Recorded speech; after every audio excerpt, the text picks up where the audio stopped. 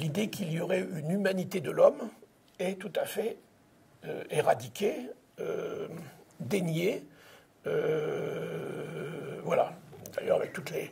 On l'avait évoqué la dernière fois rapidement à d'autres propos, mais sur la question, qu'est-ce qui est au centre? Est-ce que c'est l'homme qui est au centre?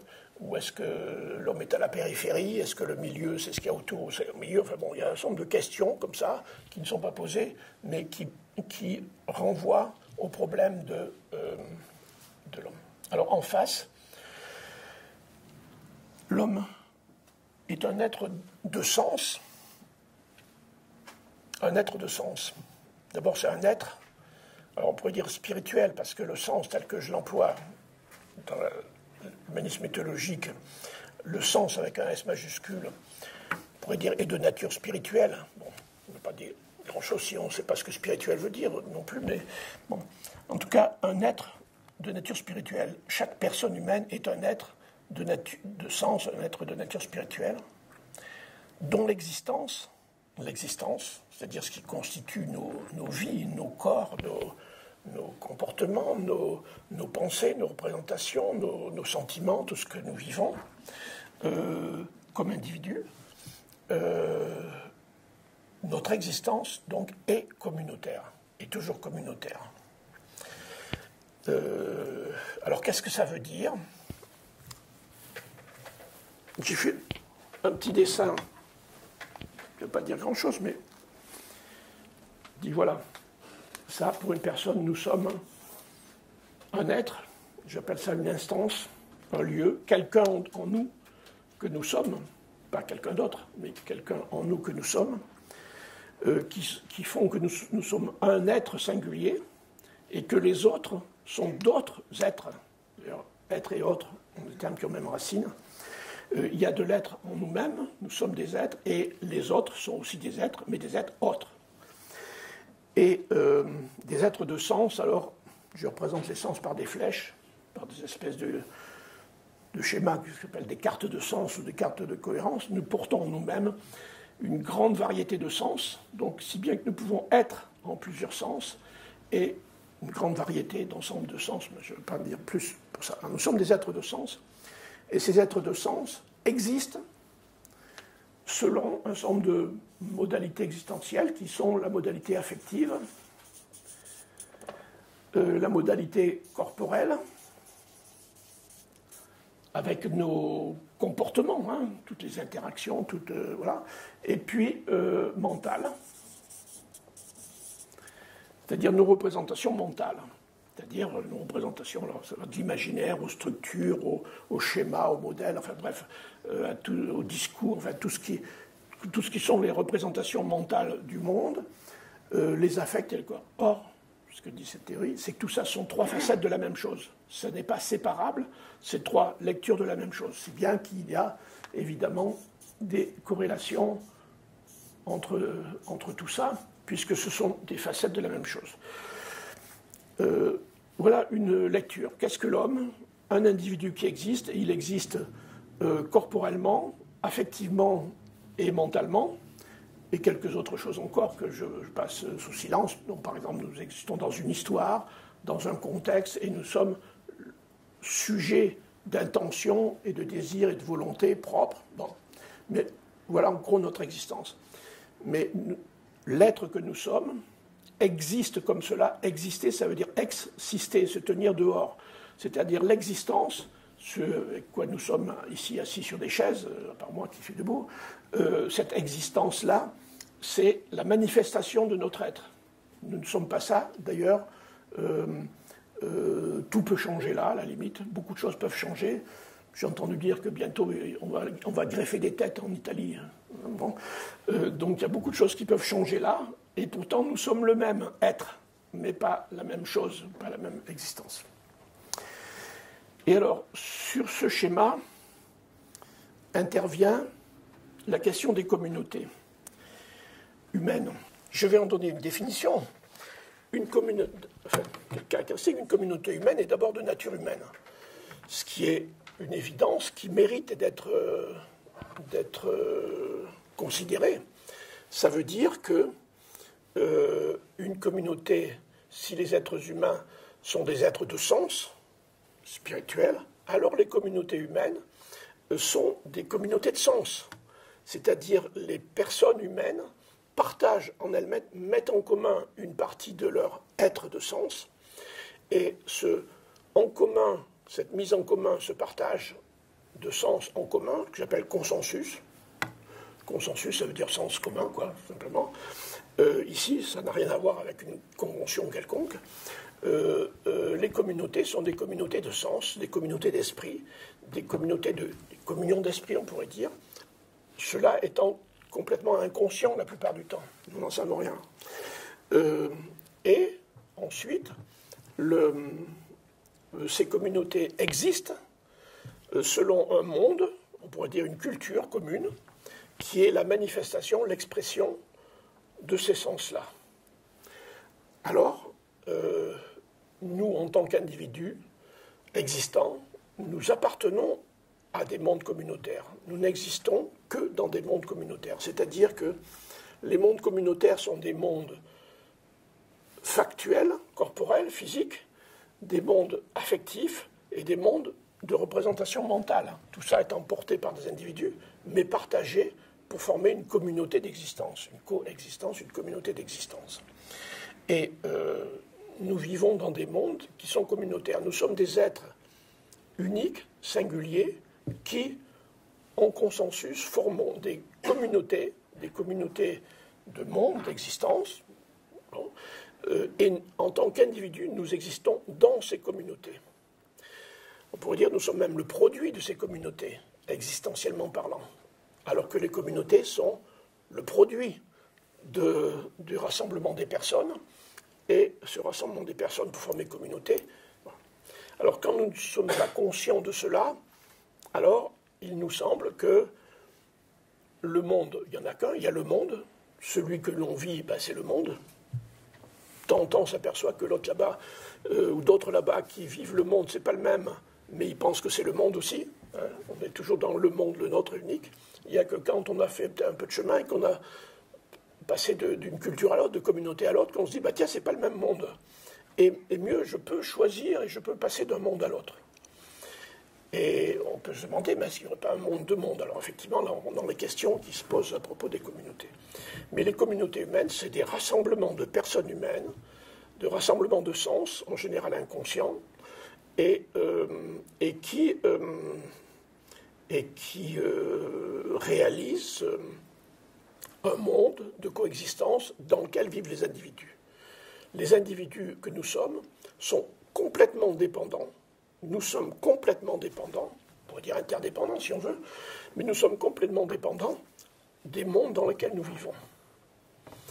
Complètement dépendants. C'est-à-dire qu'il n'y a pas un brin de quoi que ce soit qui vous appartienne ou qui m'appartienne qui soit indépendant des mondes dans lesquels nous vivons, que ce soit physiquement, que ce soit mentalement, que ce soit dans le langage, encore plus évident, que ce soit dans nos affects, qui sont toujours des réactions à ce qui existe autour de nous.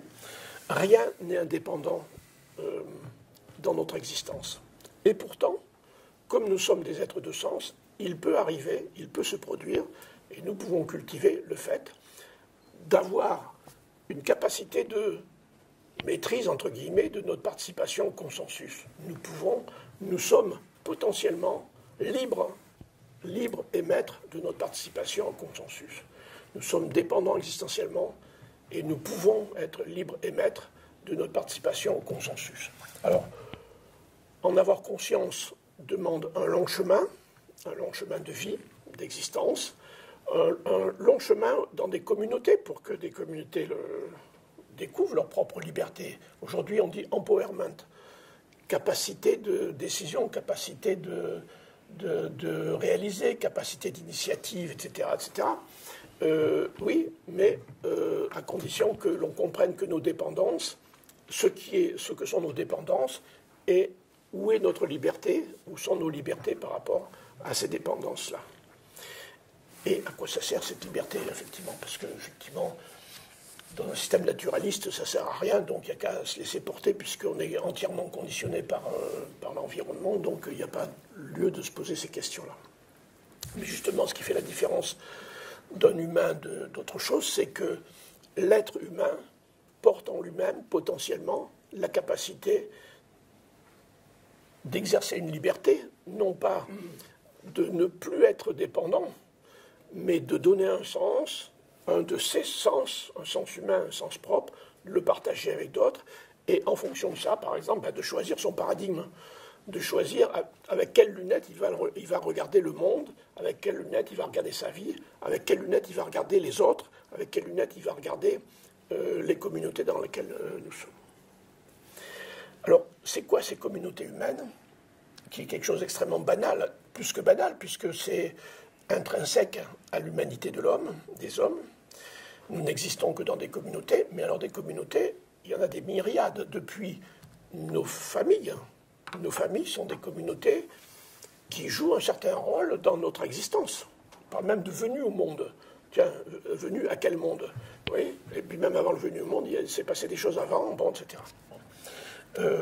Nos familles, alors famille, ça peut être des communautés de plus ou moins élargies, mais en tout cas, nos familles, il y a les communautés de proximité, c'est-à-dire les communautés où nous vivons le quotidien de nos vies, hein, c'est-à-dire les gens qu'on fréquente, les gens avec qui on parle, on vit, on partage des choses. Il y a des communautés qui sont des communes, tiens, bizarre, pourquoi ça s'appelle commune, ça? Ben, c'est parce que c'est des communautés. C'est des communautés, des petites communautés, ou des grandes communautés.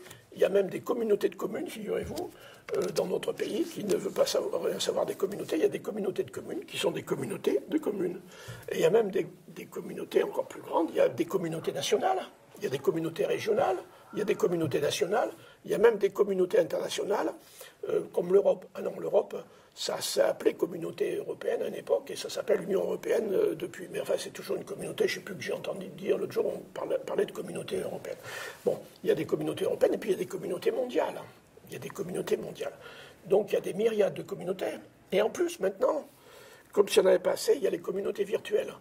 C'est-à-dire, il se trouve que dans le dépassement de civilisation qui se produit, il se passe que les possibilités de relations interpersonnelles explosent à l'infini, hein, la capacité de chacun de partager, de participer, d'entrer en relation avec beaucoup d'autres, et il se forme, dans ce fratras relationnel, il se forme des communautés, toutes sortes de communautés qui sont en gestation, en création, et qui sont tout à fait actives, efficaces.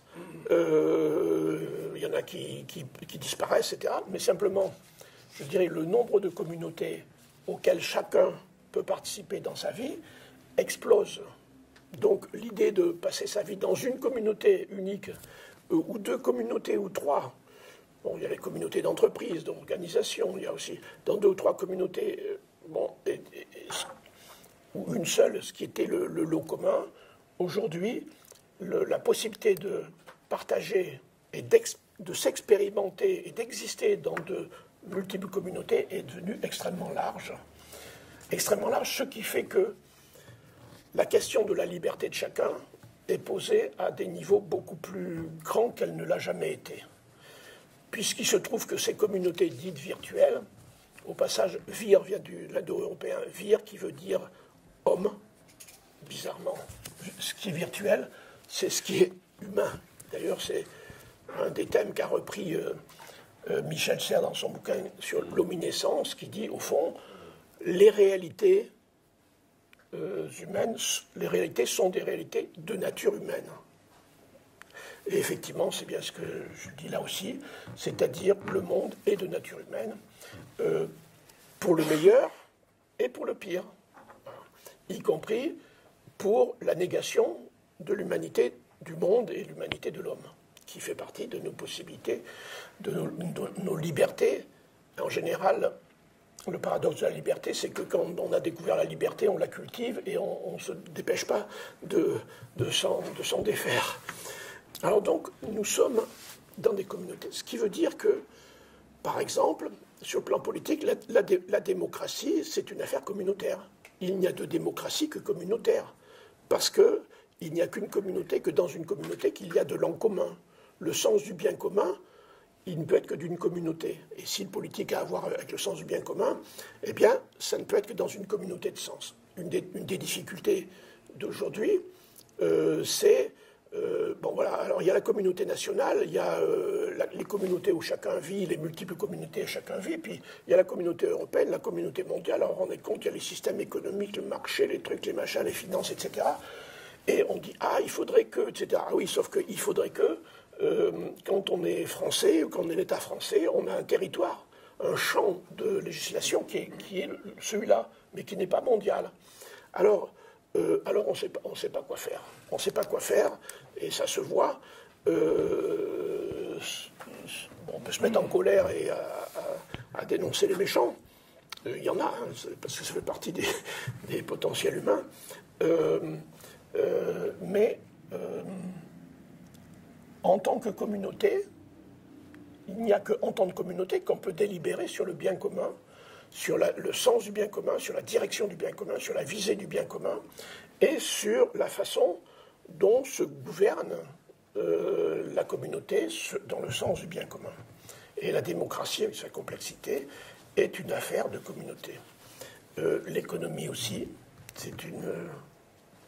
l'économie, c'est l'ensemble des activités qui contribuent au développement du bien commun. Mais s'il n'y a pas de communauté, il n'y a pas de bien commun. Il y a des systèmes. Les hommes sont capables d'inventer des systèmes, il y a des constructions, il y a des rapports de puissance, etc., de possession, d'emprise, tout ce qu'on veut, mais si l'économie est communautaire, alors il y a un lien entre le politique et l'économique, c'est que l'un concourt à piloter la communauté dans le sens du bien commun, de la communauté, des membres de la communauté qui est formée des membres de la communauté, et pas de discours extraterrestres ou intellectuels ou je ne sais pas quoi. C'est la communauté qui est aux prises avec son devenir, et le politique est une des dimensions là-dessus. L'économique est une autre dimension. Et l'éducation aussi. Au fond, quoi ça sert l'éducation si ce n'est pas pour participer à la vie et au devenir de la communauté, consistant à progresser selon le sens du bien commun de cette communauté-là, mais sens du bien commun qui consiste à développer la liberté propre de chaque personne en même temps. Donc la recherche et l'exercice de la liberté individuelle responsable consiste à exercer et rechercher le bien commun de la communauté qui n'a pas d'autre utilité que contribuer au développement de la liberté progressive de la liberté de chacun. Et l'éducation, ça sert à ça, ça sert à partager cela. Donc ce n'est pas la cité idéale qui compte, et d'être citoyen de la cité idéale, c'est comme personne membre d'une communauté devenant responsable ou responsable de cette communauté.